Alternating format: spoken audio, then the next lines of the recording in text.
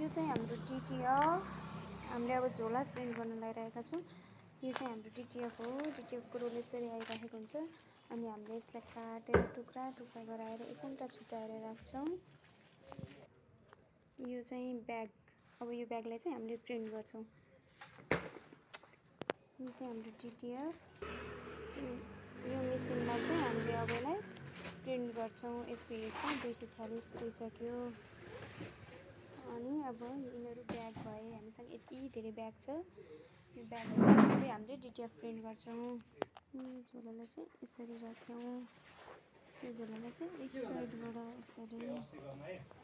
अब हामीले चाहिँ यसरी डिटिएफ राख्यौँ।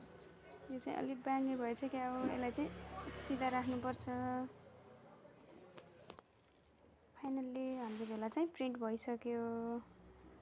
दामी भयो।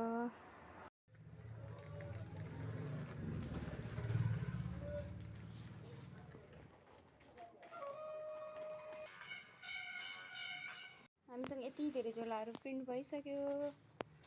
हाम्रो प्रिन्ट गरेका झोलाहरू।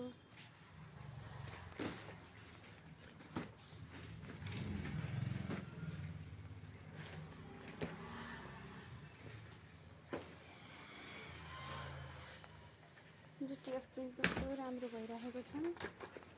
यसरी बोकेर हिँड्दा कस्तो राम्रो छ।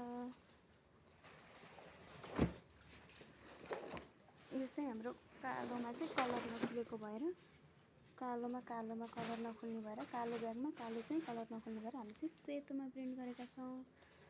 कालो ब्यागमा सेतो र रेड राम्रोसँग कलर खुलेको हुन्छ।